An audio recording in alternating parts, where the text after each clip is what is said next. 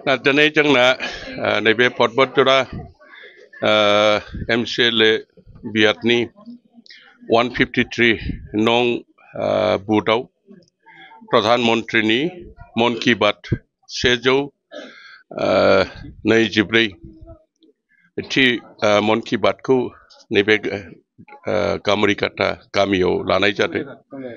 दा बेवहाय गामि सिं सिं जोंनि लानायनि मेन उद्देश्यआनो जाहैबाय प्रधानमन्त्री मन की बातखौ दिनैसिम जोंनि नैबे बिसेसकरि पर्बतजरा ओनसोलाव गोबां बर'फ्रानो मिन्थियाखैमोन आरोखि जे मा मन की बात गतिके दिनै बे मन की बातनि जेनाखि गोनांथि दं दिनै फुरा मासाव जे प्रधानमन्त्री नरेन्द्र मोदी बिथाङा यशस्वी प्रधानमन्त्री नरेन्द्र मोदी बिथाङा जे खामानिफोरखौ मावनानै देशनि थाखाय जे बिबुंथिखौ लाखियो बिनि सम्पर्कै एसे मोजाङै जाहाथे जोंनि गामि ओनसोलनि सिङाव थानाय बर'फ्राबो बुजिनो हायो बिनि थाखायनो एसे अर्गानाइज खालामनाय बादि जानानै प्लास फैगौ बिसायख'थिबो दं बेफोरखौ लाजोबनानै दिनै बेहाय खुंनाय जादों।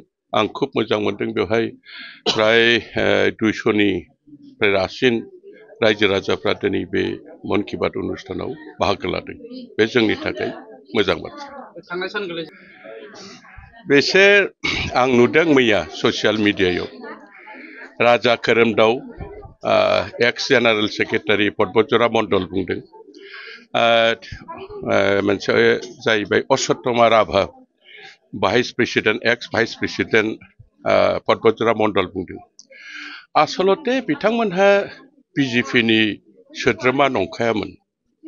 बिथांमोना बिजेपियाव थांनाय 2022 सनाव बोसोरथाम बिजेपियाव एसे खामाय मावनानै हैनोसै होननानै कन्ट्राक्ट खालामनानै बिथांमोना फैदोंमोन। दा थांनाय मे मासाव बिथांमोननि बोसोरथाम बिजेपियाव थानाय कन्ट्राक्टआ मे मासावनो जोबनानै थांबाय। दा ओंखायनो मे मासनिफ्रायनो जोंनि बिजेपि दलाव बिथांमोना खुनु लोब्बा लानानै खुनु खामानिखौ मावाखै।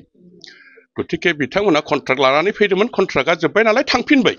बेहाय आरो बिजेपिया जोंनि दला खति जानाय लाब जानायनि खुनु बाथ्रा बेहाय सिखाराखै। खोनानो मोनदों माबे UPPL दलावबो बेसेबां सैथो आं बेखौ मिन्थिया 2 मास 2 दिननि थाखाय कन्ट्राक्ट लानानै UPPL दलाव हाबैदों होननाय बाथ्राखौ खोनानो मोनदों।